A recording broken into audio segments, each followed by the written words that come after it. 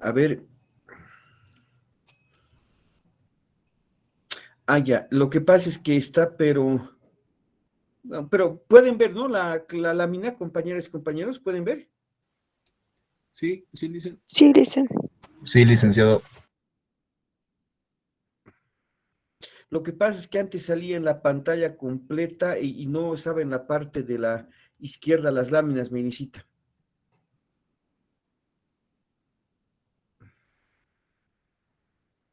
Voy a intentar, dicen. A ver, Voy a intentar, dicen.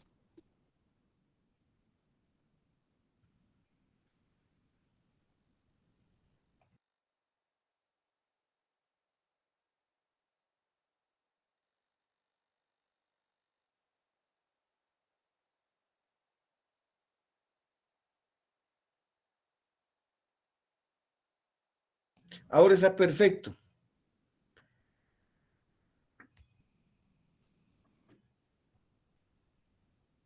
Ahora está perfecto, me necesita. Ya dicen.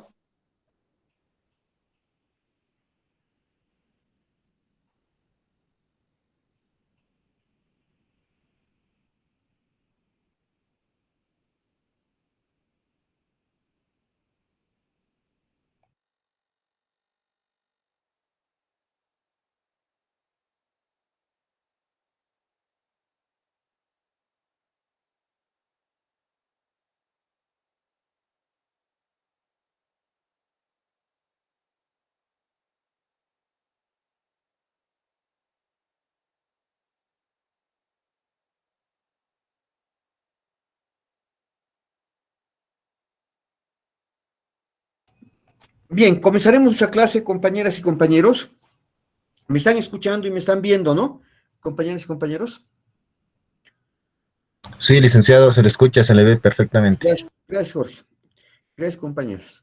Bien, a ver, antes de comenzar, recordarles que, como hemos estado anunciando en los audios y en el WhatsApp grupal, el día sábado, nuestra clase de pasado mañana, es nuestro primer control de lectura, ¿ya?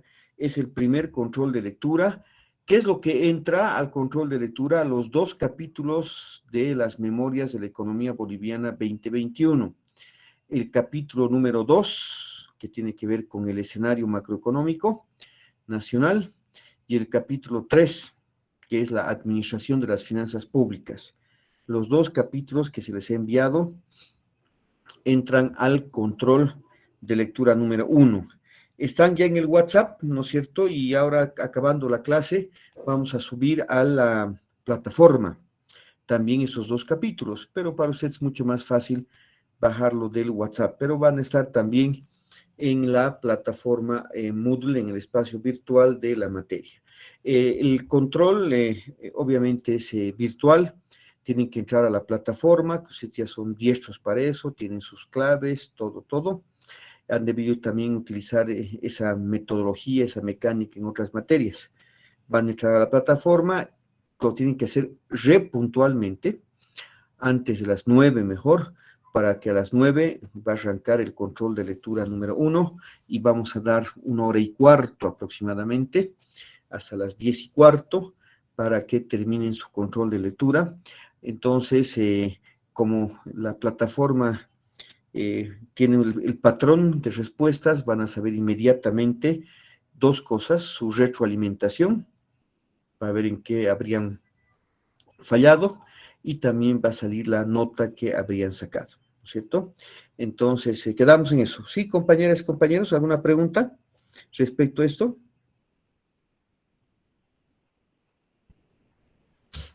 ¿Alguna pregunta, compañeras? Del estamento femenino, a ver primero. ¿Alguna pregunta? Buenas noches, licenciado.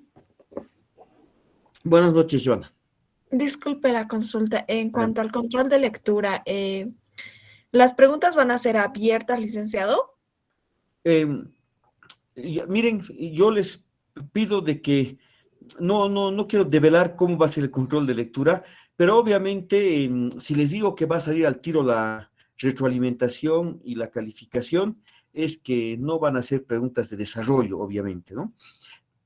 van a ser preguntas cerradas, tipo selección múltiple, aparejamiento de ideas, fill in the blanks, ¿no es cierto? Porque se le va a dar el patrón al sistema para que pueda calificar en ese minuto, ¿no? O sea, no es de desarrollo, obviamente. Cuando es virtual, no es de desarrollo. ¿Sí, Joana? Sí, licenciado, gracias. Cuando es virtual y la nota va a salir ese rato, son preguntas de aparejamiento, fill in the blanks, digamos, llenar ideas, o selección múltiple, algunas preguntas, ¿no? Multiple choice. Así han debido dar en muchas materias en esta era virtual, ¿no, compañeras y compañeros? ¿Sí? ¿Sí? Sí, licenciado. ¿No? Correcto. Tal vez sea la última vez que tomemos así, porque no se olviden que a partir del 1 de septiembre, que salga algún otro anuncio, teóricamente a partir del 1 de septiembre, que es la siguiente semana, las clases son presenciales, ¿no es cierto? Al menos esa información tenemos de parte del director, ¿no? Ustedes también deben tener la misma información, ¿no es cierto? Sí, licenciado. Ya que lo menciona, quería preguntarle a usted, escuché a algún docente decir de que por este tema de la viruela del mono, tal vez se suspenda un mes más. ¿Qué tan cierto es esto? Ya, mientras les respondo, Meilincita, creo que alguien está en sala pidiendo que le acepten, Meilincita. ¿Meilin? Bien, respecto a la pregunta de nuestro querido compañero, no tenemos, no tenemos no tenemos ninguna información contraria a la que se nos ha brindado al inicio del semestre. No tenemos ninguna información contraria a la que nos ha brindado al principio del semestre. Nos ha dicho de que las clases son virtuales solo durante el mes de agosto, hasta el 31 de agosto, que a partir del 1 de septiembre son presenciales. Entonces, yo me he visto con el director estos días, le he preguntado si sigue esa directriz, me ha dicho que sí, ¿no? Que sigue vigente esa directriz. O sea que por el momento, hoy por hoy, las clases presenciales vuelven el 1 de septiembre, querido compañero. Pero veremos en el transcurso de mañana, el fin de semana, la siguiente semana, si es que hay alguna información contraria, pero yo le pregunté al director y me ha comentado que sigue en pie esa directriz. ¿Sí? ¿Sí, compañero? Sí, gracias, licenciado. Perfecto. Respecto al control de lectura, ¿alguna pregunta del día sábado? ¿Alguna pregunta? Sí, licenciado, el control de lectura, ¿cuánto tiempo de duración va a tener? Hemos indicado al principio de la clase, de esta clase va a tener 1 hora y cuarto, 1 hora 15 minutos, que es por demás el tiempo. Una persona que haya leído, que haya estudiado medianamente, podría acabar el control de lectura exagerando unos 45 minutos, ¿no? Entonces va a durar esto 1 hora y 15 minutos, compañera, ¿sí? Ya, gracias, licenciado. Perfecto, y es sobre los 2 capítulos, ¿no ve? Que ya los tienen, ¿no ve, compañeros? Los 2 capítulos, ¿sí? ¿Sí? Licenciado. Sí, licenciado. Perfecto. Bien, vamos con la siguiente laminita, por favor, Melicita. Bien, muchas gracias. Habíamos indicado la última clase, el día sábado, que la síntesis neoclásica, que tiene que ser parte de su trabajo, del trabajo de este semestre, y la bibliografía básica para entender la síntesis neoclásica es el paper de don Felipe Morante, las reflexiones metodológicas en torno al estado actual de la macroeconomía. Decíamos que la síntesis neoclásica cautivó a varios economistas porque tuvo un gran logro, ¿no?, de reconciliar las vertientes micro y macro, de reconciliar la apasionante macroeconomía que desde Keynes apareció, figuró, cautivó, apasionó a políticos, economistas, concilió esa vertiente de la macro que en algún momento creció tanto, cautivó tanto que pareció una subdisciplina autónoma, con el cuerpo central de la teoría económica. Entonces ya tenemos la micro y la macro bien unidas modelos macroeconómicos microfundamentados, modelos macroeconómicos en base a principios microeconómicos, los microfundamentals, y obviamente la metodología de los building blocks a partir del estudio independiente de 3 macromercados que ya hemos avanzado en la anterior clase. Decíamos de que este modelaje a partir de la síntesis neoclásica entró en crisis al inicio de los 70. Entró en crisis porque ya no podía explicar la realidad. La síntesis neoclásica básicamente adoptó del keynesianismo. La famosa curva de Phillips fue un estandarte de la síntesis neoclásica, y es más, la concebía como hasta una especie de oferta agregada ya en esa época. Y básicamente el corto plazo keynesiano que explicaba la curva de Phillips y el largo plazo neoclásico clásico que explicaban los modelos ya de ajuste dinámico a la Samuelson, de ajuste perfecto, no concebía una situación en la que se tengan altas tasas de desempleo con altas tasas de inflación.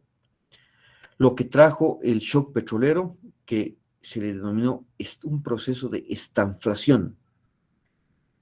Entonces decíamos al terminar la última clase que Milton Friedman, por ejemplo, fue uno de los pioneros en lanzar críticas metodológicas a la moderación de la síntesis en general y la macroeconomía keynesiana en particular. Entonces Friedman ha sido uno de los primeros críticos a la síntesis neoclásica y aprovechó de lanzar dardos pesados también a los modelos tradicionales, en particular al keynesianismo. La argumentación de Friedman se basaba en 3 pilares fundamentales. Primero, ¿cómo explicaba Friedman la estanflación y por qué entró en crisis la síntesis neoclásica? Primero que cuestiona la existencia del trade-off entre inflación y desempleo en el largo plazo. Friedman dice, claro, es que en el largo plazo ya no hay un trade-off entre desempleo e inflación. Ya no hay. Ese intercambio, ese conflicto, ese trade-off entre desempleo e inflación ya no es vigente en el largo plazo. Obviamente, entró en crisis el modelo de la síntesis neoclásica. 2, les decía que Milton Friedman comienza a desempolvar el concepto de las expectativas. Pero Milton Friedman tomaba en cuenta las expectativas adaptativas, no las racionales que vendrían después con Lucas. ¿Alguien me puede decir qué son las expectativas adaptativas? ¿En qué consisten las expectativas adaptativas? ¿Les escucharé? Toman toda la información del tiempo atrás, ¿no? Pero un poquito más fuerte, David, por favor. Buenas noches, licenciado. Buenas noches, hermano. Se encarga de estudiar todas aquellas variables del pasado.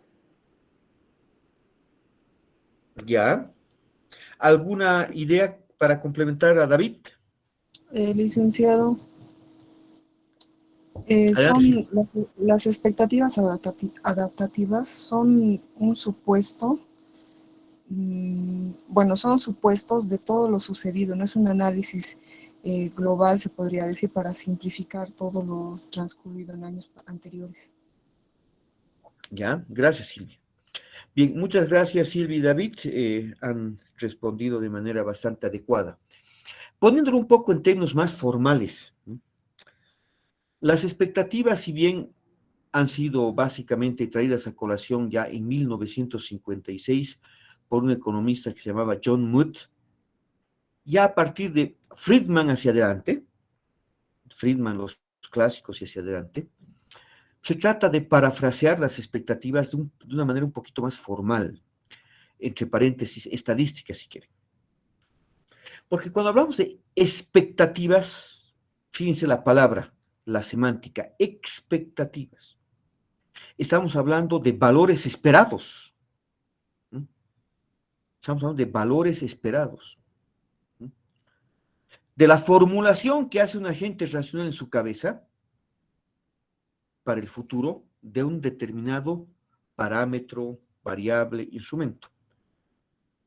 ¿Cómo se formula un agente racional? Un valor futuro sobre una variable, parámetro, etc. Un estadístico estaría hablando básicamente de esperanza matemática. Un profesor de estadística nos estaría leyendo la esperanza matemática. ¿Han visto, no? ¿Han llevado ya un curso de estadística? Han llevado, creo que llevamos en cuarto, estadística básica, ¿sí? Respóndame. Sí, licenciado, sí. ¿No? Ya han llevado estadística, inferencia también debe de llevar, ¿no es cierto? Deben estar en la parte de econometría ya, ¿a ver? ¿Sí o no? Sí, licenciado. Perfecto. Entonces, esperanza matemática. Estamos hablando de esperanza matemática. Entonces, la expectativa adaptativa, ¿cuál es? Es cuando la esperanza matemática o cuando el valor esperado de un parámetro, variable o instrumento, está en función de, pongan en su cabeza un FD en función de, ¿no? Cuando la esperanza o el valor, cuando la esperanza matemática o el valor esperado de una variable X es una FD, es una función de, es función de un operador de rezago de esa variable X. En estadística se le denomina, o en econometría, un L de X sub T. O sea, la esperanza matemática de una variable X es una F de el operador LXT. ¿Qué es LXT? Un operador de rezago, o sea, de los valores históricos de esa variable. ¿Qué hace ese operador de rezago LXT? Hace de que sea XT-1, XT-2, XT-3, XT-4, así siguiendo hasta XT-n. O sea, es decir, yo formulo mi valor esperado o mi esperanza matemática de una variable X en función a sus valores pasados. O sea, predigo, vaticino, adivino, mirando hacia atrás, mirando la data histórica. Por eso digo, el operador de rezago de esa variable XT es igual a XT-1, XT-2, XT-3, XT-4, así siguiendo hasta XT-n. Aprendo de mis errores pasados, como decía Friedman. Esas son las expectativas adaptativas. ¿Estamos de acuerdo, compañeros y compañeros? ¿Sí? ¿Sí? Sí, licenciado. Ya vamos a ver en la siguiente lámina las expectativas racionales, ¿cuáles son? Esa forma de ver los valores esperados de una variable XT en función a sus valores pasados, ¿no? Nos permite tener una esperanza matemática no condicionada. La diferencia de la expectativa racional es una esperanza matemática condicionada. Dado, ¿no es cierto?, la esperanza matemática. Dado la esperanza de una variable, dado un suceso, que vamos a ver cuál es. Bien, entonces, incorpora expectativas, Friedman, y comienza también a poner en el debate la importancia de seguir reglas de política. Y aquí en política fiscal nos interesa mucho esto, ¿no? Reglas de política fiscal y monetaria. Reglas para tener una buena reputación. La teoría de juego reputacional de Barrow y Gordon, ¿no? Sugieren de que el policymaker formule sus políticas fiscales, monetarias, cambiarias en base a reglas para ser más creíbles, ¿no? Bien, la siguiente menicita, por favor.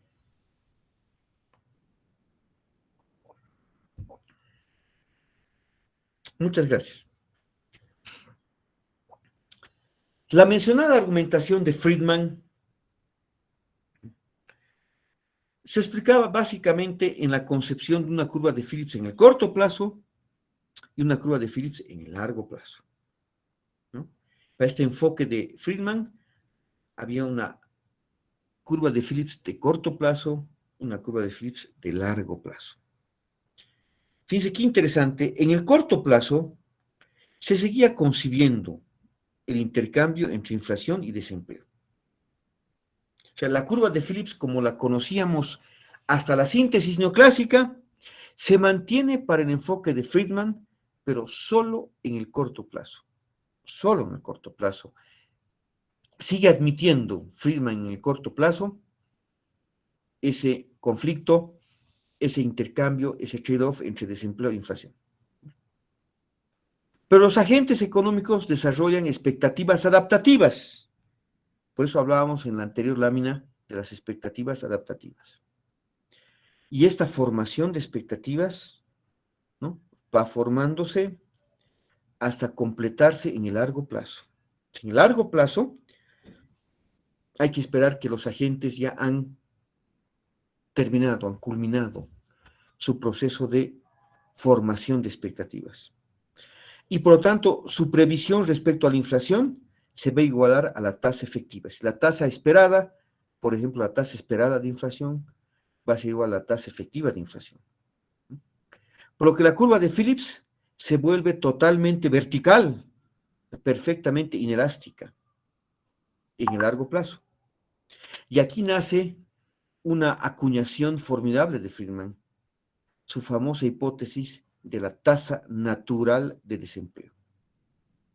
A ese nivel la economía siempre retornaría.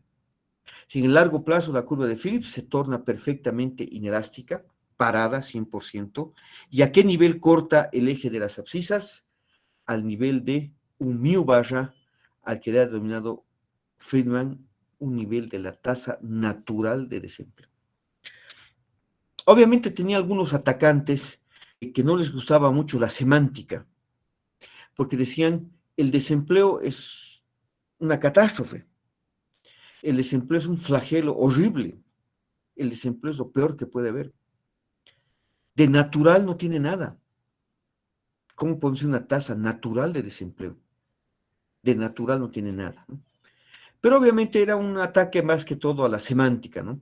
Lo que quería decir Milton Friedman, al decir tasa natural de desempleo, es que la economía haga lo que haga en el corto y mediano plazo, haga lo que haga su best, lo mejor, encuentre su mejor estado de la naturaleza, haga lo que haga en un corto y mediano plazo, en el largo plazo, la economía va a tener que aterrizar, dadas sus características estructurales, a un nivel de tasa natural de desempleo. Va a tener que aterrizar ahí. Va a tener que aterrizar ahí. Entonces, esa hipótesis de la tasa natural de desempleo ganó bastantes adeptos.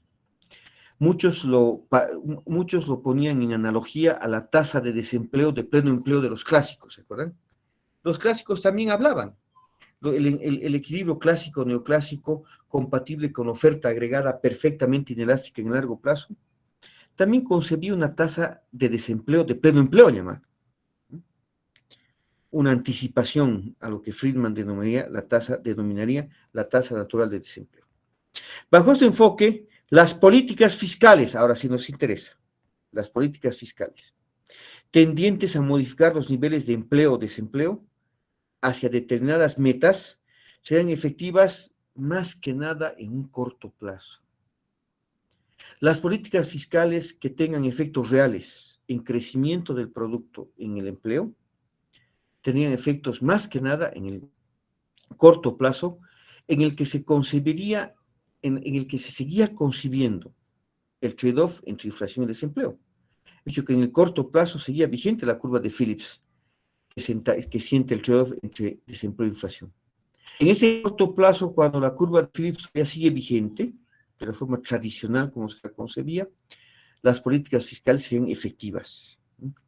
Sin embargo, se irían ajustando en el largo plazo hasta alcanzar una tasa natural de desempleo, pero con niveles de precios más altos. ¿Qué significa con niveles de precios más altos? Es que en el largo plazo, las políticas fiscales, piensen en una curva de Phillips ya perfectamente inelástica, y esta curva de Phillips que en macrodinámica se convierte en oferta agregada, piensen en una demanda agregada que se vaya desplazando, prácticamente no va a tener efectos reales. Por eso es que los clásicos neoclásicos, ¿no?, que compatibles modelos con una oferta agregada perfectamente inelástica en el largo plazo, básicamente en ese largo plazo les restaban importancia a las políticas de demanda y eran más proclives a recomendar políticas de oferta que tengan que ver con los shocks tecnológicos, con mejoramientos en la técnica, productividad, acumulación de recursos, etcétera, etcétera. Entonces, las políticas fiscales en el largo plazo de pronto solo tendrían efectos en los precios, ¿no? Mayores niveles de demanda agregada serían compatibles con mayores niveles en los precios, pero que serían estériles en mover hacia el output o el producto. ¿Sí? La siguiente forma ilícita.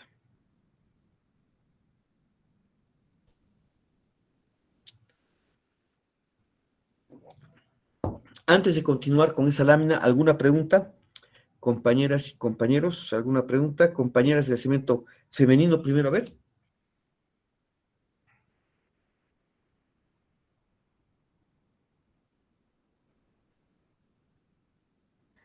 Por mi parte no hay ninguna duda, licenciado. Gracias, Liz. ¿Alguna duda, compañeros de estamento masculino? No, licenciado. Perfecto, gracias. Facilito esa, ¿no? Han visto además eso en macro. Miren cómo la política fiscal va cambiando. Lo que quiero que vean para su trabajo es cómo la política fiscal ha ido cambiando su actuación, su énfasis a medida iba pasando el tiempo, iban cambiando los paradigmas de política económica, que los paradigmas de política económica cambiarían ya sea en base a sucesos históricos, como la Gran Depresión, la estanflación, etc., o también cuestionamientos metodológicos. Si se dan cuenta, Friedman aparece con un suceso histórico, la estanflación. Keynes aparece ante un suceso histórico, la Gran Depresión, la crisis económica.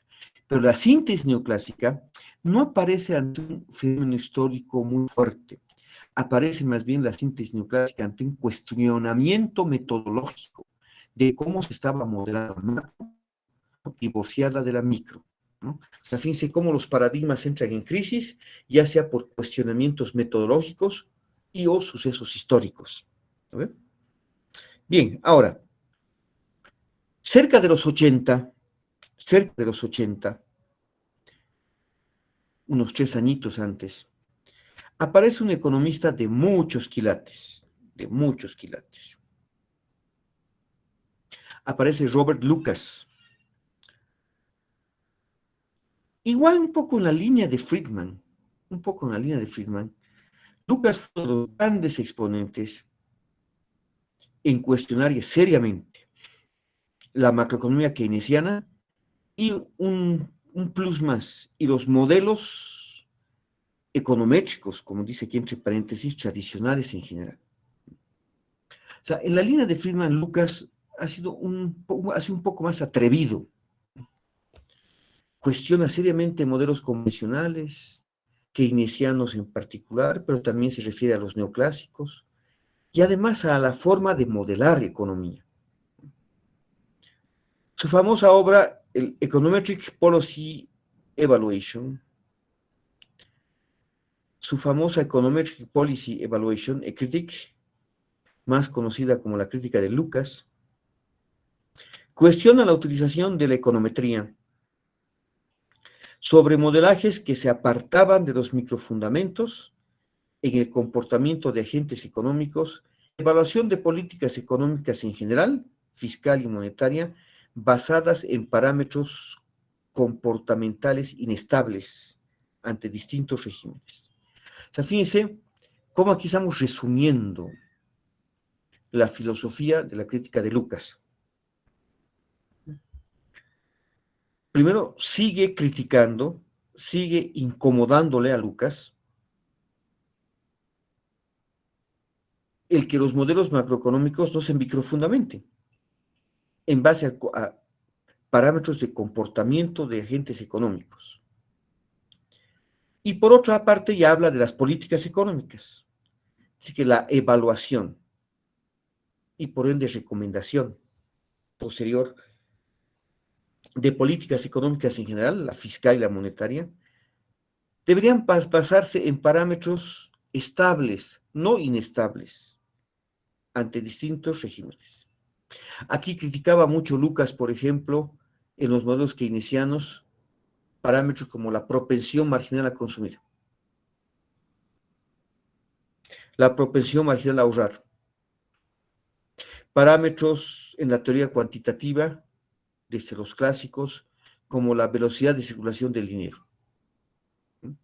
Esos parámetros de la velocidad de circulación y la propensión marginal a consumir en modelos clásicos, neoclásicos, keynesianos, hacen descansar sobre esos parámetros una areola de estabilidad.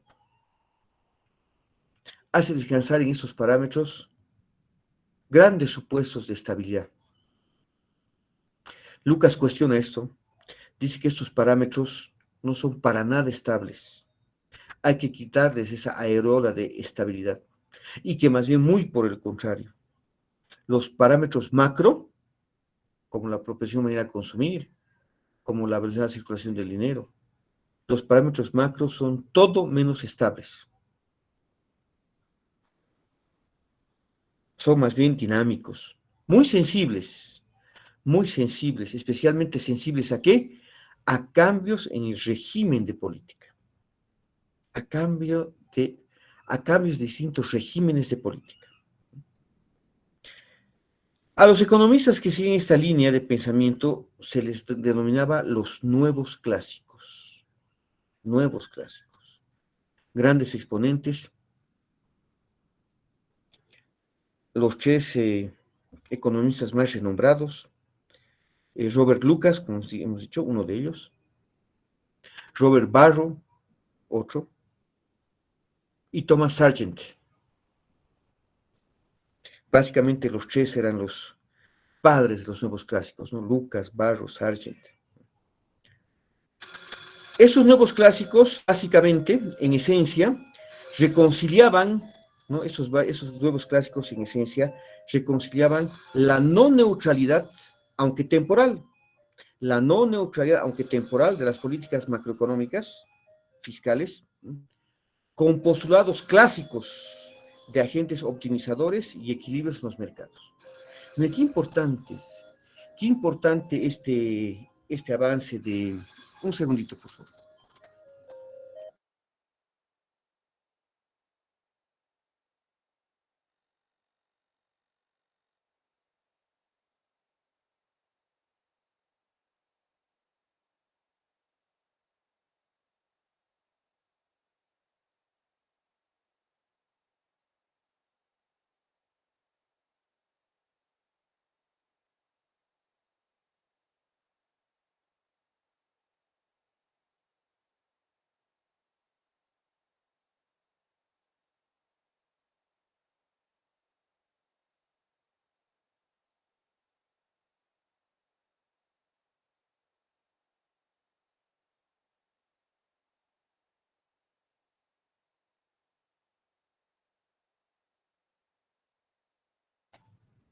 Mil disculpas.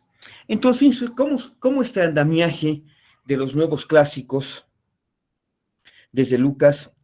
Reconciliaban, ¿qué es reconciliar? Que en su modelo, ¿no es cierto?, ponían como casos complementados, lo que hasta antes eran dos caras de la medalla opuestas, ¿no?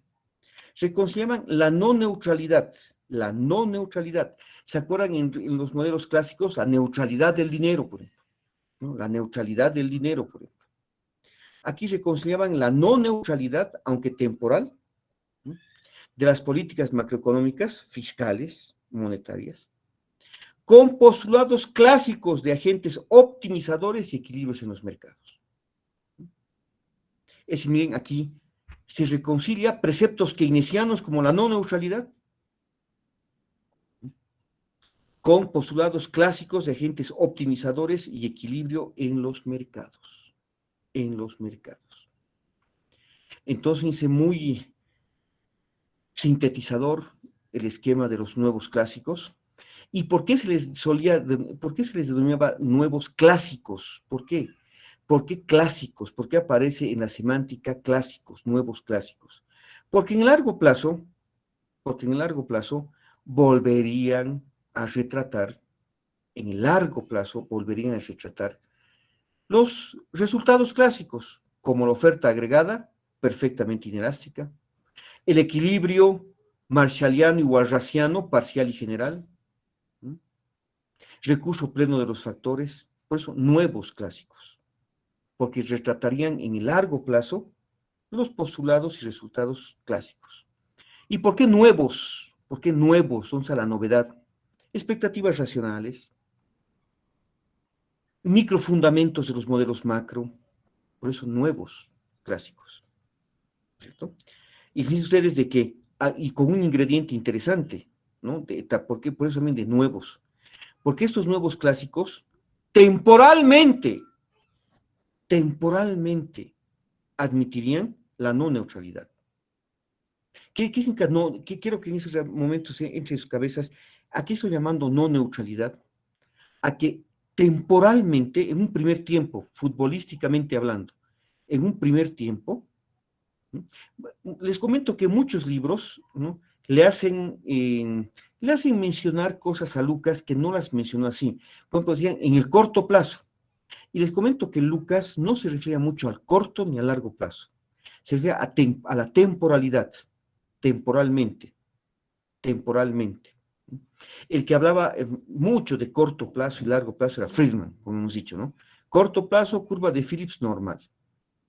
Largo plazo, curva de Phillips perfectamente inelástica, la vertical de Friedman, ¿no? A la altura de la tasa natural. Acá fíjense, en el caso de Lucas y los nuevos clásicos, temporalmente se concibe la no neutralidad. Es decir, que temporalmente las políticas macro, fiscal, monetaria y cambiaria podrían o tienen, si quieren, efectos reales. ¿Qué es efectos reales? Efectos en el tema de empleo y de crecimiento del producto. Pero ya después de ese tiempo, en un segundo tiempo, los agentes económicos formularían sus expectativas racionalmente y volverían a reproducirse los resultados de los clásicos, ¿no? De los clásicos. Bien. Obviamente, Lucas era uno de los fanáticos en que los modelos macro tengan principios micro. Pues dice acá, políticas macroeconómicas con postulados clásicos de agentes optimizadores y equilibrio en los mercados. Bien, vamos a volver sobre las expectativas racionales. La siguiente Meirencita, por favor.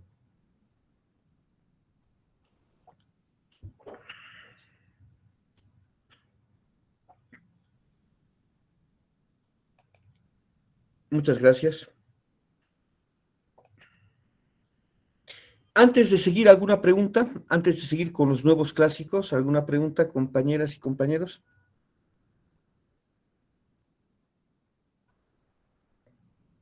Compañeras, primero del estamento femenino. No, licenciado, está claro. Gracias, Silvia. Compañeros del estamento masculino. Todo claro, Lick. Perfecto. ¿Seguro algunas otras opiniones? Raúl, David, Efraín, Joana, ¿algunas otras opiniones? Todo claro, licenciado. Perfecto. Todo claro, licenciado. Gracias, compañeros. Miren, la nueva macroeconomía clásica, Lucas, Barros, Sargent y compañía, incluyó como ingrediente básico a su modelaje de las expectativas racionales. Ahora, ¿qué son expectativas racionales? Hace un rato les he preguntado las adaptativas, nos hemos puesto de acuerdo. Ahora les pregunto, han debido ver en Macro 2, ¿qué podemos decir de las expectativas racionales? A ver, me han dado algunas pautas de las adaptativas, de las racionales. A ver.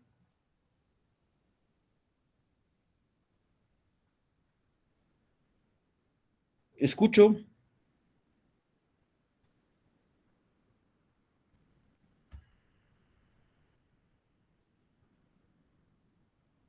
Les escucho.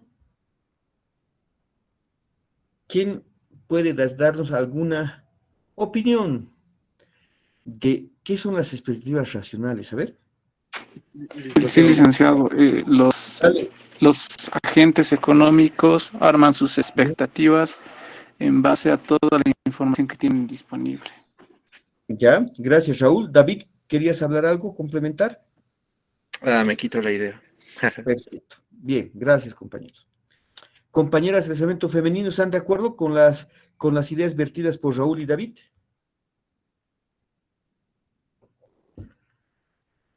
Sí, Compañeras, licenciado. ¿sí? Aportando algo Yo. más, licenciado, A ver, dale, Silvia.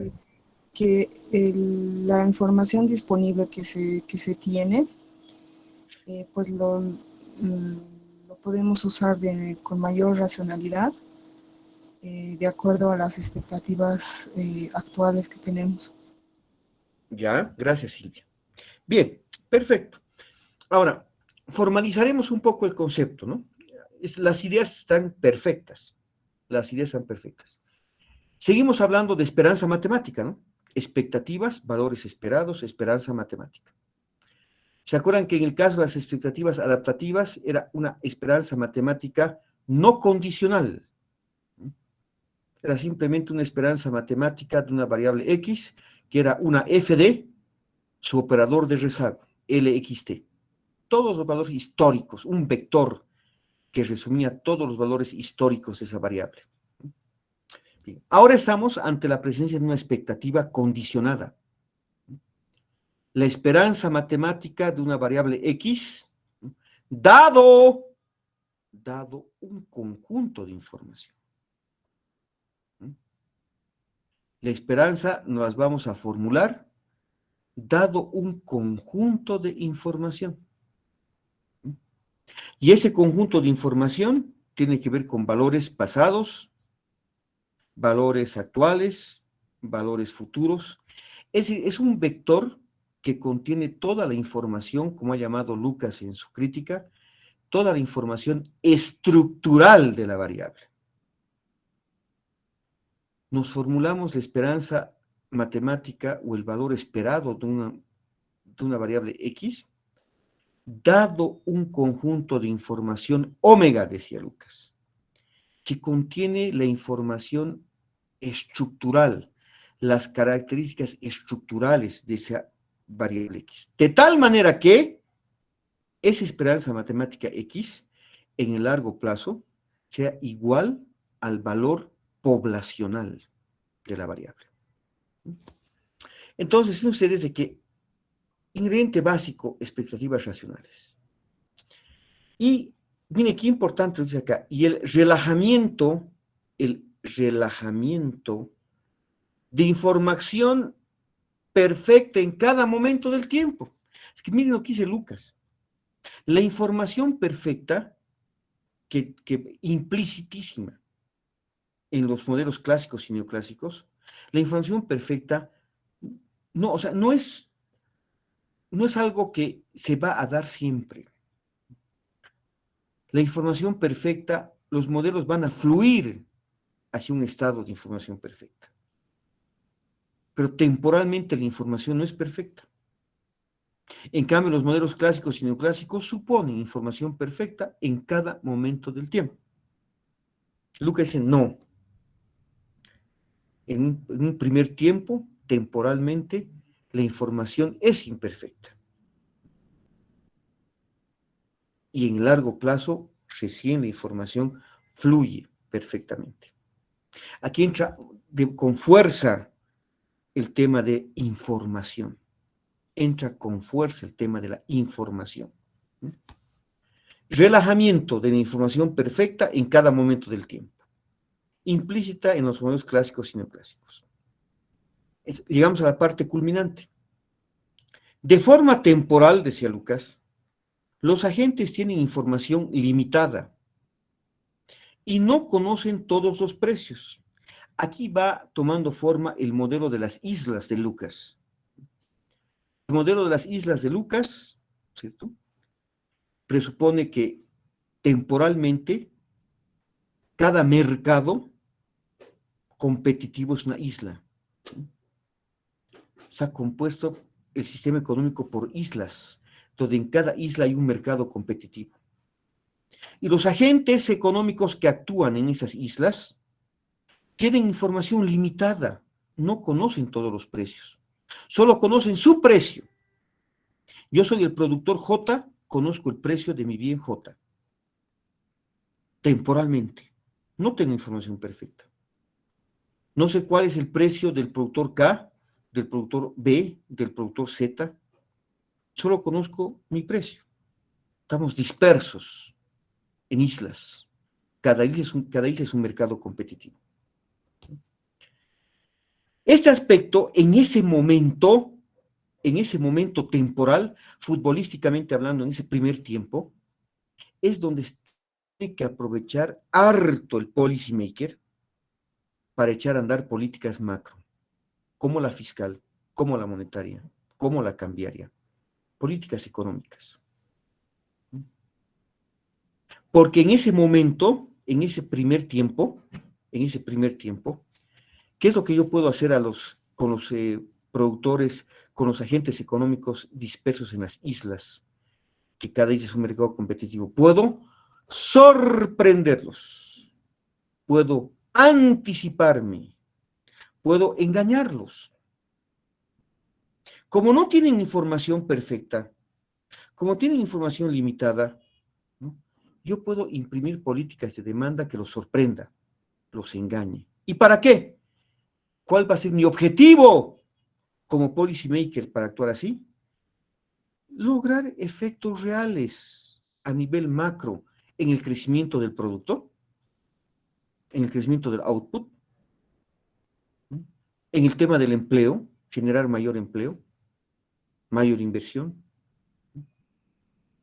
Yo puedo echar a andar política en ese primer tiempo, yo puedo sorprender mediante la sorpresa, mediante el engaño, yo puedo anticiparme a los agentes y lograr efectos reales ante la aplicación de políticas. Tengo que aprovechar ese momento. Por ejemplo, si es que yo incremento la oferta monetaria, política monetaria exógena, o incremento el nivel de gasto, política fiscal expansiva del gasto, y genero una subida en el nivel de precios, estos productores expandidos en las islas, no van a distinguir si lo que ha subido es su precio o su precio relativo. Van a tener una pequeña miopía. Van a pensar de pronto que lo que ha subido es su precio. Van a tener problemas mentales en la noción precio absoluto del bien y precio relativo. Van a pensar que lo que ha subido es su precio. Y sabemos que los empresarios, los oferentes, que se mueven en base a la oferta agregada, cuando suben sus precios, suben sus niveles de output, van a subir sus niveles de empleo. Entonces, este aspecto es aprovechado, digamos, por los policymakers, que a través de políticas macro los induce a cometer errores en su estimación de precios relativos y por ende sus decisiones sobre los niveles de consumo, inversión y empleo. A nivel agregado, la oferta agregada recibirá presiones ante cambios inesperados en la demanda agregada. O sea, y este terminito, queridas compañeras y compañeros, quiero que se meta en su cabeza. Cambios inesperados en la demanda agregada. 6 palabras claves. Todo lo que hemos hablado en estos últimos 5 minutos, se reduce en que, si quieren, pese a que Lucas no hablaba de corto plazo, pero algunos le meten el corto plazo, Lucas hablaba temporalmente. En un primer tiempo hay que echar a andar, el policymaker tiene que echar a andar cambios inesperados en la demanda agregada. Cambios inesperados en la demanda agregada. Detrás de esta palabra, detrás de estos conceptos de cambios inesperados en la demanda agregada, es el engaño, la sorpresa, la anticipación, los hemos fumado a los pobres productores. Todo está detrás de cambios inesperados en la demanda agregada.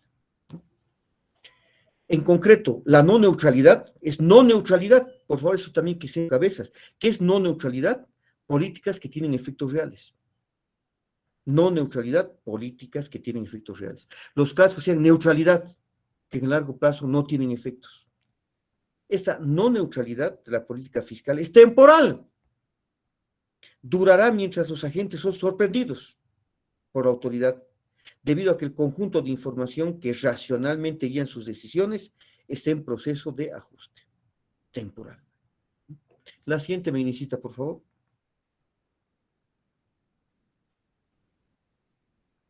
Licenciado, una consultita. Adelante, mientras va caminando. Gracias. Ahora sí, dale, hermano. Con relación a la información perfecta, ¿en la realidad es posible obtener información perfecta? O sea, los individuos podemos obtener información perfecta en todos los casos, o lo máximo que podemos obtener es una información aproximadamente perfecta. Ya, gracias, Raúl. Antes de contestarle a Raúl, miren ustedes, esto de la información perfecta e imperfecta se ve también bastante en economía monetaria. Ahorita vuelvo a la respuesta de Raúl. Fíjense que en economía monetaria que se están llevando, vean libros tops de monetaria como el Mishkin, ¿no? Preguntas bien simples, ¿no? Miren una pregunta en una tesis o un examen de grado.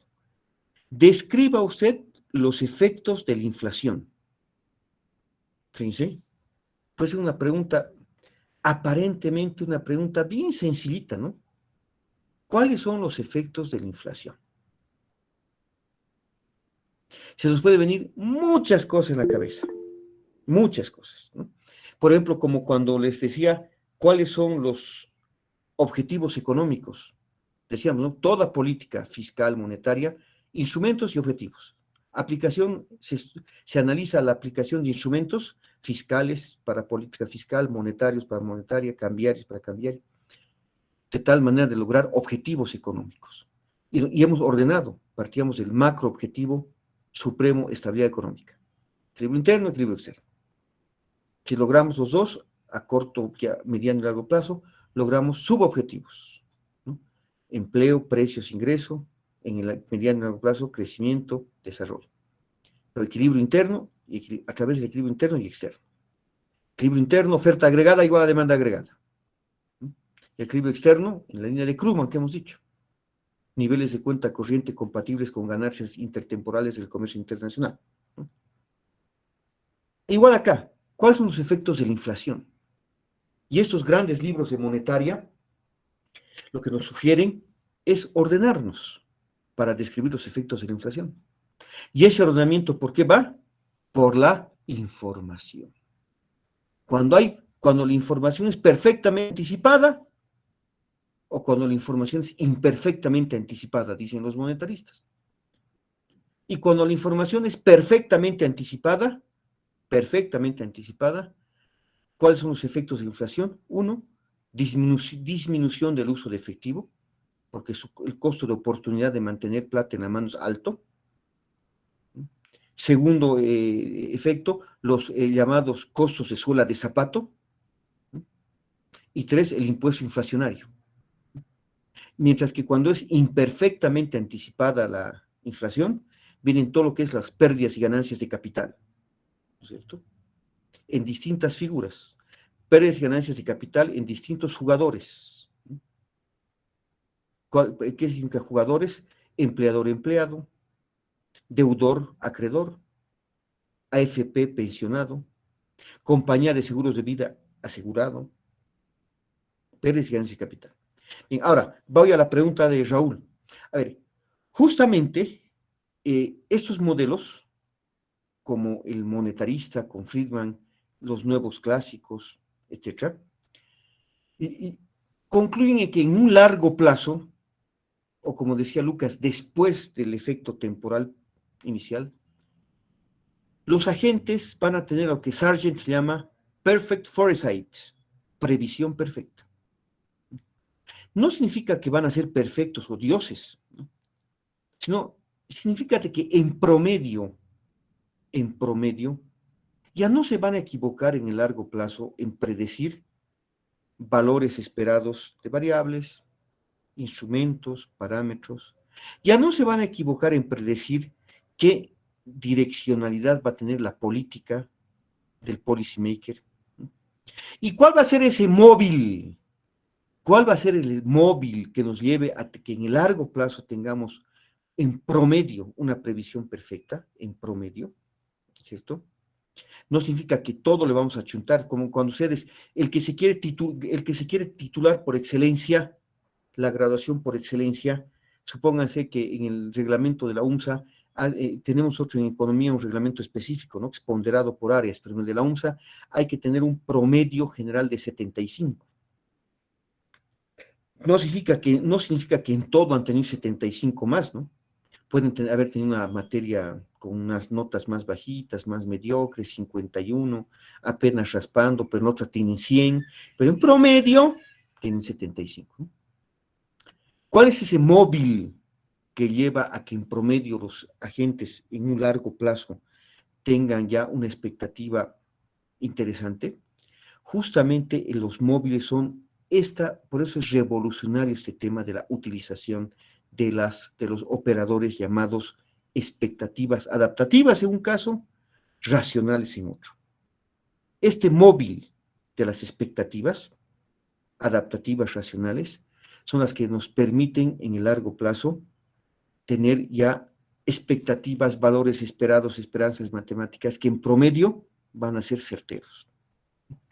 Si yo voy formulando mis expectativas, utilizando, en el caso de las expectativas racionales, utilizando un conjunto relevante, estructural de información respecto a una variable, con seguridad que voy a tener en el largo plazo una previsión interesante.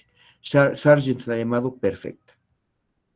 En el caso de las expectativas adaptativas de Friedman, si yo analizo bien la historia, la data histórica de una variable, con seguridad que voy a tener fíjense ustedes, ¿cuál es la base para hacer un POA o un presupuesto? ¿No? Ver, por ejemplo, de los últimos 3 años.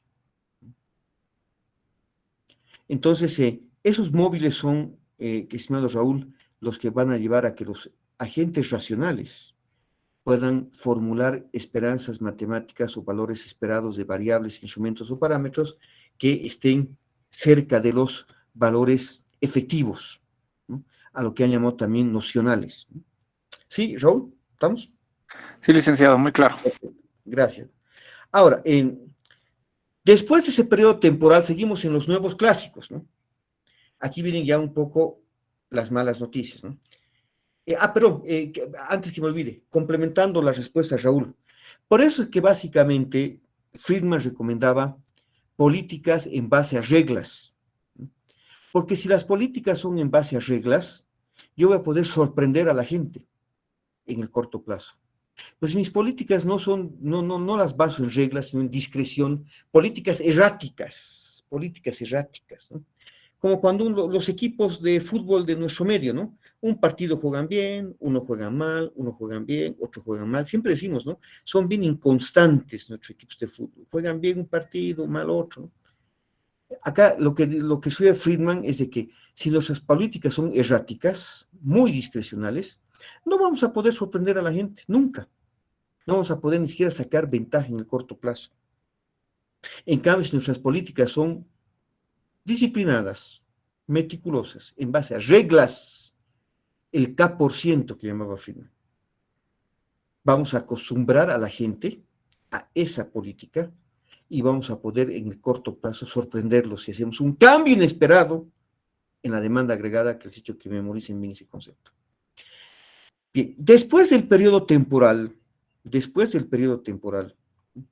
los agentes dispersos en los mercados competitivos islas, el modo de las islas de Lucas, habrán ajustado racionalmente el conjunto de información sobre el que formulan sus expectativas. Y ya no serían sorprendidos por la autoridad, distinguirían si lo que se incrementó es su precio relativo o el nivel absoluto de precios.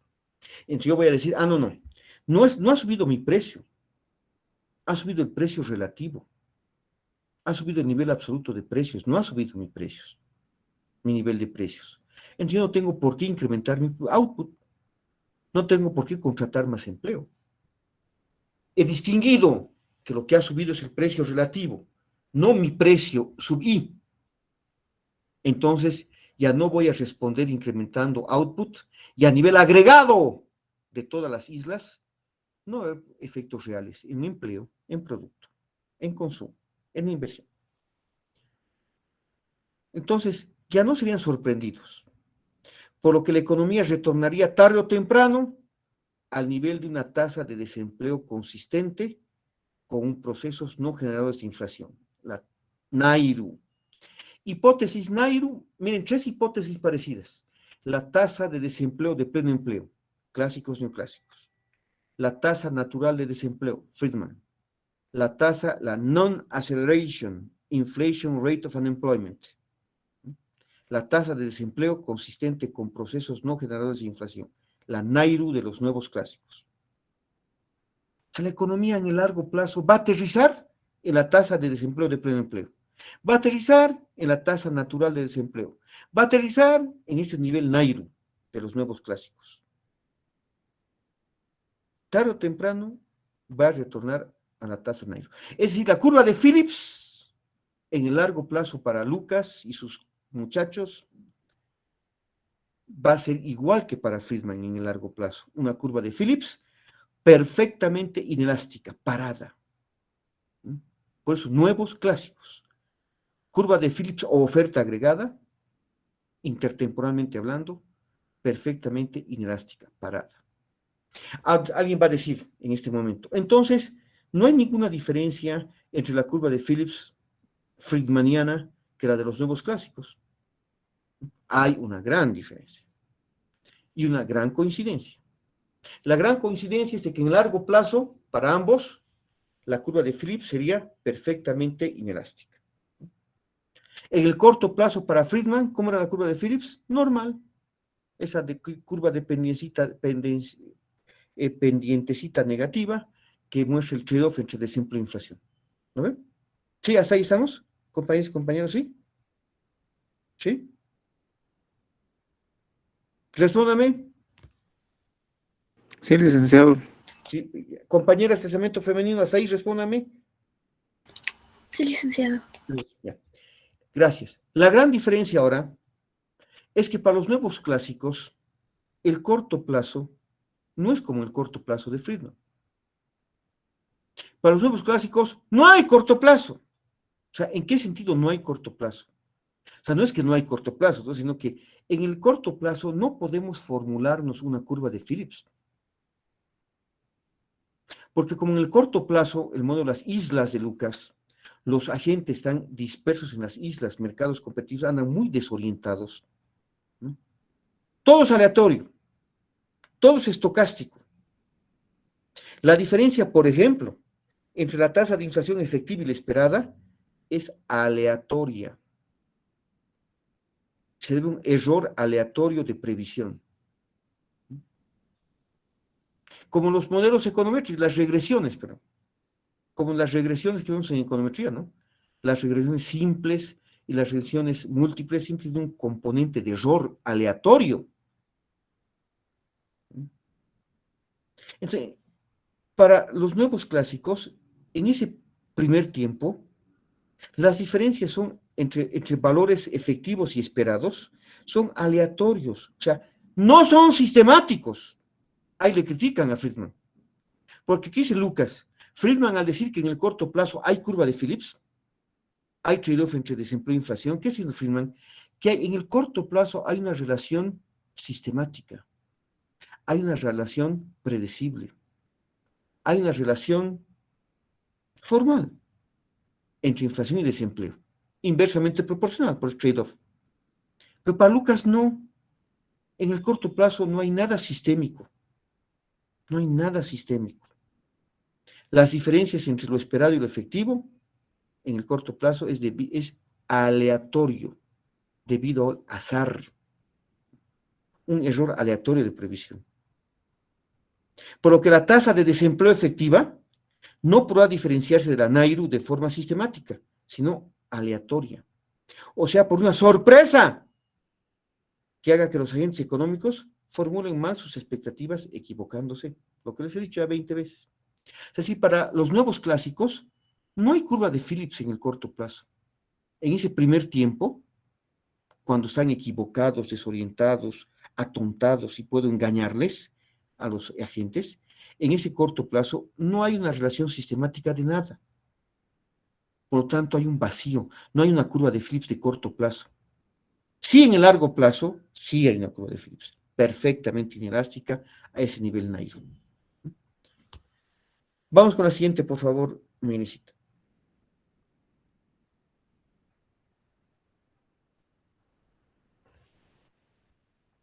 Muchas gracias.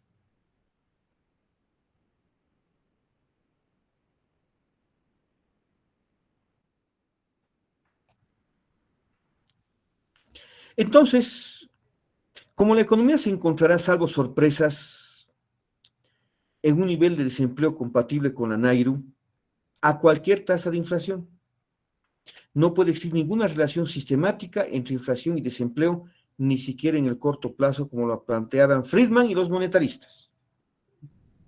Es decir, cuando ya no se sorprenda a los agentes, cuando ya no se sorprenda, que puede ser compatible con un largo plazo, y estos hayan consolidado su formación de expectativas racionalmente, dado un conjunto de información completo, se obtendrá una curva de Phillips vertical a la tasa Nairo. Resumen lo que hemos dicho hasta hace unos 3 minutos. Las implicancias finales de políticas económicas en general y fiscal en particular indican que si estas son sistemáticas, no tendrán efectos reales en producción y en el empleo, ya que los agentes las incorporarán a sus expectativas y serían contrarrestadas. Solo las políticas que sorprendan en ese primer tiempo tendrán efectos reales y de manera temporal. O sea, las políticas de demanda fiscal, monetaria, cambiaria, solo van a tener efectos reales en producto, en empleo, en ese corto plazo, en ese primer tiempo, temporalmente, mientras puedan sorprender a los agentes. Estos formulan sus expectativas racionalmente en el largo plazo y ya no van a poder tener efectos reales esas políticas típicas de demanda como la fiscal, monetaria y cambiaria. La siguiente, por favor, me visita.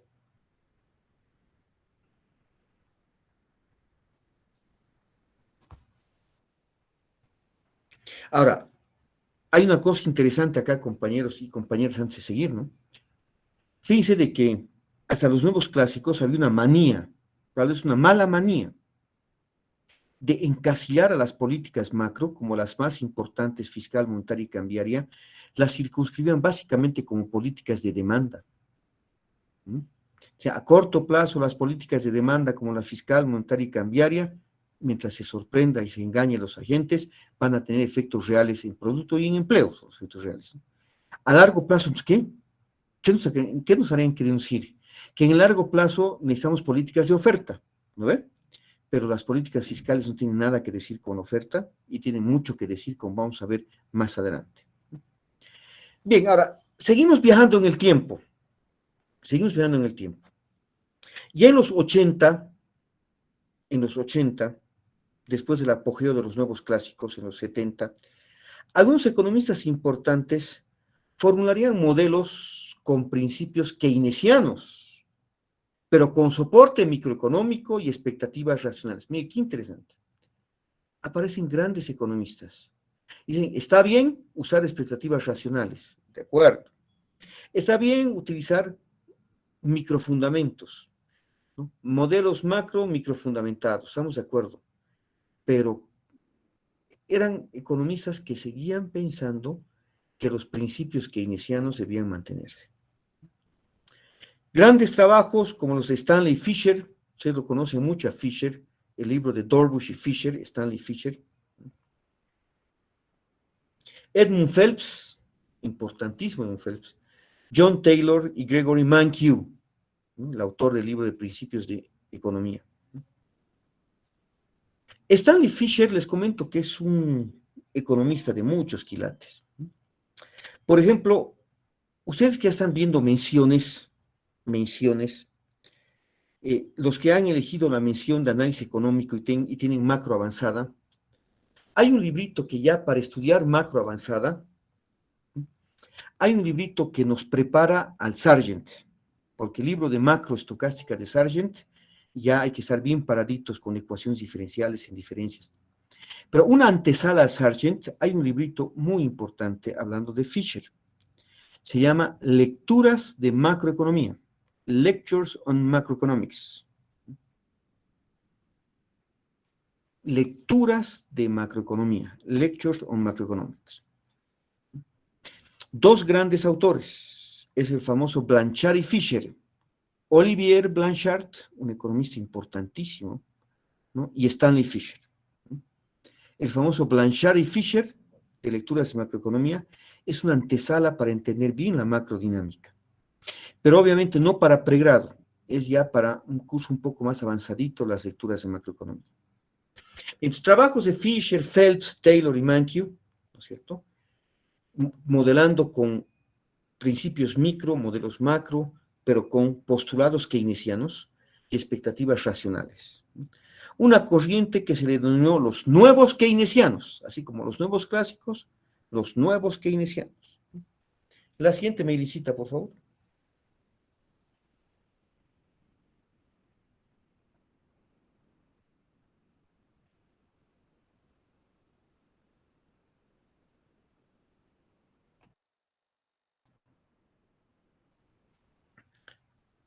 La siguiente, por favor.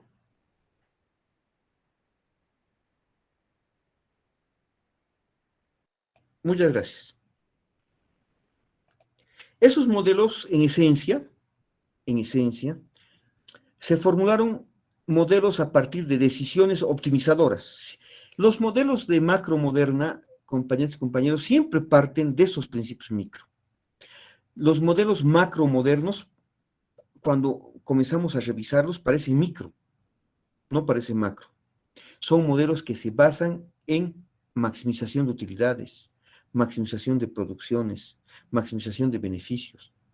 Estos modelos de los nuevos keynesianos se formularon a partir de decisiones optimizadoras de consumidores y productores, pero con mecanismos de ajuste de precios no walrasianos. Aquí está lo keynesiano. Por eso nuevos keynesianos. Mecanismos de ajustes de precios no walrasianos. Lo que debería considerar dentro de las decisiones restricciones adicionales a las presupuestarias y tecnológicas, que suponían siempre los nuevos clásicos, ¿no? Pero habían restricciones adicionales. El soporte microeconómico en los building blocks sería más profundo y se replicarían conclusiones de políticas fiscales activas, como buenos keynesianos. Solo se necesitaría suponer que los agentes conciban la rigidez de precios y salarios. Ahí está la areola keynesiana, la rigidez de precios y salarios. La referida rigidez, miren qué interesante, en parte explicada por la información limitada que tienen los agentes por las fallas del mercado, por ejemplo. Tanto hemos hablado de fallas del mercado, ¿no? Y ustedes en Fiscal 1 han tenido que escuchar hablar harto de fallas del mercado, que se operacionaliza por los costos de menú y contratos de largo plazo. ¿Qué son los costos de menú? Es cuando básicamente los precios nominales son muy cambiantes por efectos de la inflación, por ejemplo. Y hacen de que, obviamente, estos modelos los nuevos keynesianos cobren vida. Y por eso, ¿por qué se llama menú? Porque piensen en los restaurantes, en el menú, ¿no? Que tienen que cada vez irse cambiando por cambios continuos en los precios nominales, ¿no? Ante escenarios inflacionarios. Información limitada por fallas del mercado, se operacionalizan costos de menú, contratos de largo plazo, ¿no? No siempre los contratos son de corto plazo. Si ven el libro de Blanchard y Fischer, habla bastante de los overlapping generation models, ¿no? Los modelos de generaciones traslapadas, que se basan en contratos de largo plazo. Que esto causa ajustes muy lentos en la economía y situará los niveles de desempleo en umbrales no deseados. Sí, fíjense, los nuevos keynesianos le dan un espacio grande a las políticas fiscales, tanto en el corto como en el largo plazo. La siguiente mailicita, por favor.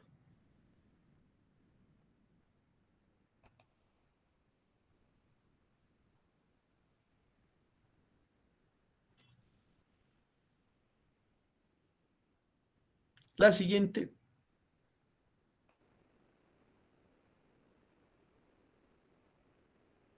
Gracias. En el marco de esos modelos de los nuevos keynesianos, compañeras y compañeros, la intervención pública a través de políticas fiscales endógenas y exógenas, como lo hemos dividido, ¿no? Nuestra política fiscal en endógenas y exógenas, serían importantísimas para lograr objetivos económicos como la estabilidad económica. Bien. Ahora, cerca de la mitad de los 80 y yendo hacia los 90, miren cómo estamos avanzando en el tiempo, ¿no? Mitades de 80 yendo ya a los 90, surge un otro frente de crítica a los modelos tradicionales y derivaciones de política económica. Dos economistas de muchos quilates, que yo soy seguro que ustedes han escuchado, Kirtland y Prescott, importantes, Kirtland y Prescott. Finn Kirtland y Edward Prescott desarrollan modelos sofisticadísimos, conocidos como los modelos, como está en comillitas. ¿Quién me lo lee lo que está entre comillas? ¿Quién me lo lee? A ver lo que está entre comillas. Ciclos económicos reales. Gracias, gracias. Los modelos de los ciclos económicos reales. Los ciclos económicos reales. Esos, miren, qué interesantes ese modelos de los ciclos económicos reales. En teoría, bien rigurosamente trabajados, con mucha finura matemática, ¿no? Los famosos Real Business Cycles. Esos modelos de los ciclos económicos reales asumirían en esencia que los ciclos económicos, a diferencia de los postulados antiguos de los economistas de Veblen o Kalecki, que básicamente el cambio de ciclo tenía que ver a que si hubo guerra, tiempo de paz, o una recesión económica, una aceleración, una desaceleración, cierre de empresas, caída de inversión, etcétera, etcétera. Fíjense, ahora, los orígenes de los ciclos son muy diferentes, son trabajados como en laboratorio. Asumen que en esencia los ciclos económicos tienen orígenes reales y que en realidad son respuestas óptimas de agentes económicos ante perturbaciones. No es como antes que el cambio de ciclo se debía a un suceso histórico, a un fenómeno como la Gran Depresión, o como el COVID-19 ahora, la pandemia, ¿no es cierto? No, sino que los ciclos hay que, según Kirtland y Prescott, hay que verlos de manera natural. Así como Friedman decía la tasa natural de desempleo, Kirtland y Prescott decía que los ciclos hay que verlos como una naturalidad, que son, en realidad los ciclos son respuestas óptimas de agentes económicos ante perturbaciones. En realidad se pueden construir modelos de equilibrio general sin imperfecciones, que den cuenta de fluctuaciones económicas, las que serían óptimas y las políticas fiscales serían necesarias solo para suavizar el ciclo, y no específicamente para estabilización.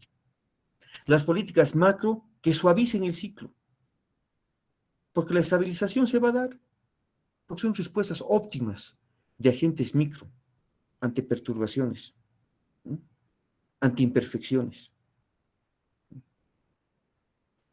Entonces, qué interesantes esos modelos que tienen un nuevo papel para las políticas macro. La siguiente, Melisita, por favor.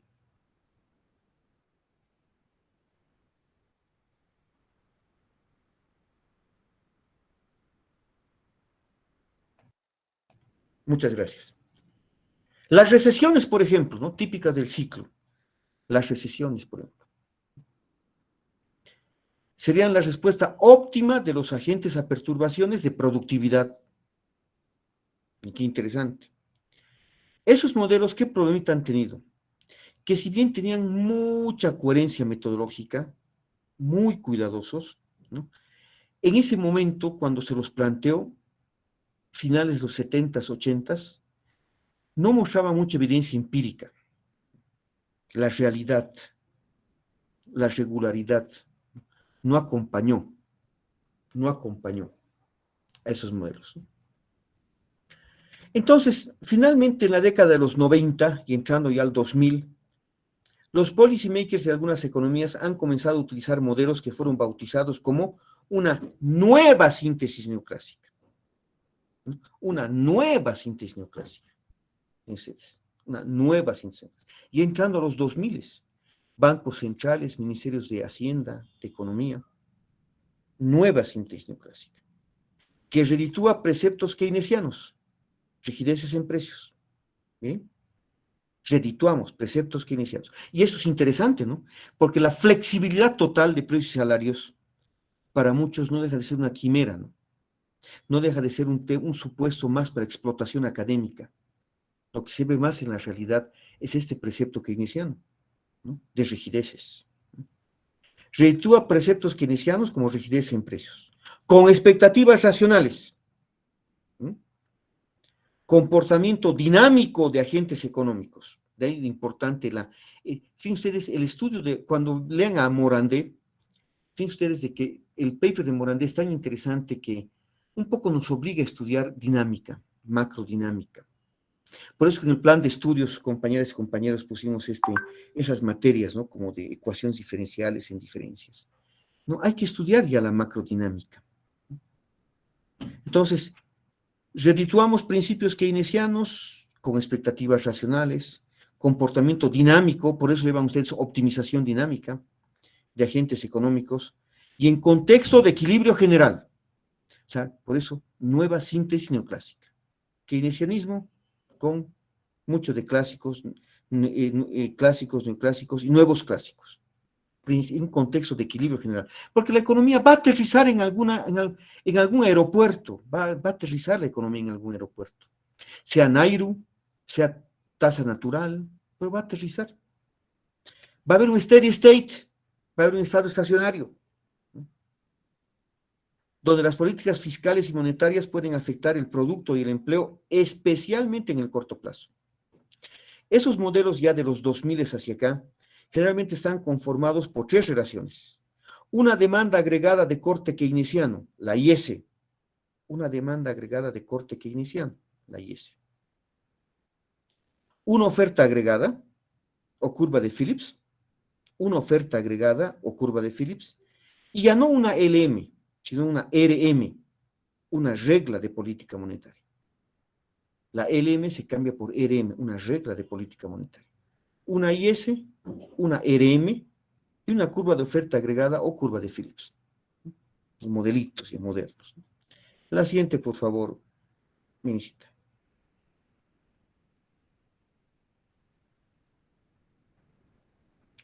Finalmente, es importante citar algunas ideas básicas que son generalmente aceptadas hoy en los bancos centrales, en los ministerios, en los regímenes hacendarios, ¿no?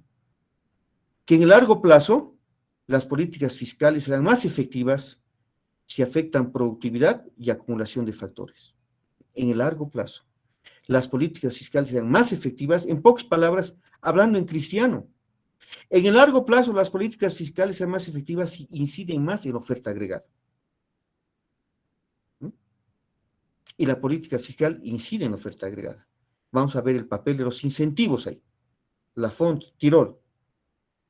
El trade-off entre inflación y desempleo es vigente más en el corto plazo. Y las políticas fiscales deben ser correctamente formuladas porque no siempre se va a poder explotar la covarianza positiva entre variables nominales y reales. Lo que decía Lucas, ¿no? Las expectativas responden a las políticas y deben ser consideradas en la evaluación del impacto de las políticas fiscales. Y esas, además de apoyarse en la aplicación de sus instrumentos, asociados a un proceso sistemático de reglas, lo que decía Friedman. Solo si las políticas están apegadas a reglas, van a poder sorprender en el corto plazo. Bien, hasta aquí, compañeras y compañeros, pondremos por si acaso solo para comercial la siguiente, Meglicita.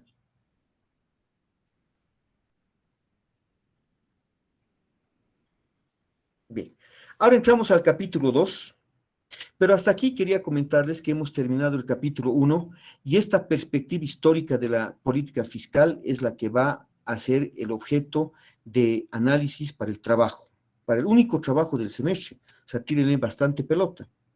Un trabajo de 10 puntos, ¿no? No voy a hablar mucho sobre el trabajo porque ya les he dicho que les voy a pasar los términos de referencia, pero básicamente se trata de analizar el ámbito fiscal en todos los modelos macro que hemos visto, desde los 30 hasta nuestros días. Se ha dado bibliografía vasta, tengo que pasar, perdón, los 3 capítulos de Gardner Ackley para ver el tema rigurosamente el tema clásico, neoclásico keynesiano. Se ha dado una tesis de Hugo Melgar para el tema del modelo monetarista. La síntesis neoclásica, el paper de Bonandé es clave. Y bueno, entonces ustedes van a ir viendo los términos de referencia para el trabajo. Pasamos al capítulo 2, que se llama clasificación. Miren qué importante el título. Clasificación y elementos condicionantes. Clasificación y elementos condicionantes de la política fiscal. Lo de elementos condicionantes es muy importante. Si ven ustedes el libro que he entregado el otro día, presentado un colega nuestro, Omar Velasco, sobre la política fiscal en Bolivia, habla hartos capítulos sobre los elementos condicionantes de la política fiscal. La política fiscal tiene elementos condicionantes, tanto estructurales como coyunturales.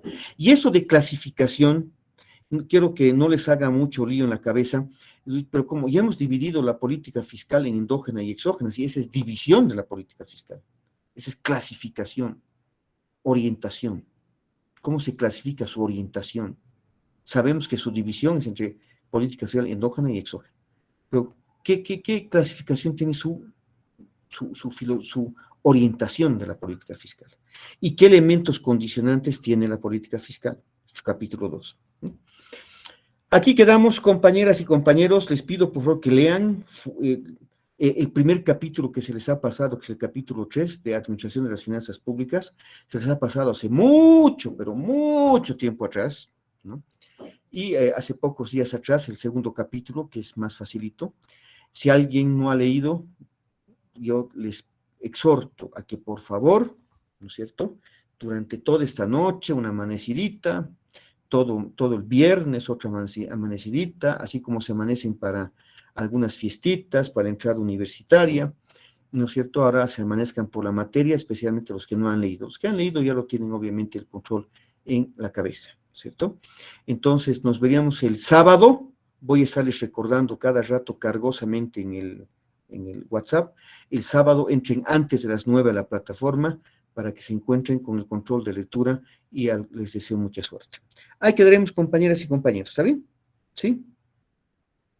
Gracias, licenciado. Hasta la próxima. Bien, gracias, hasta luego. Gracias, licenciado. Hasta luego, licenciado. Gracias, buenas Sí, noches. Luego, licenciado. compañeras, compañeros. Gracias, Melincita.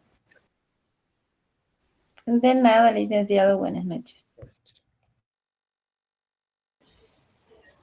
Hasta luego, licenciado.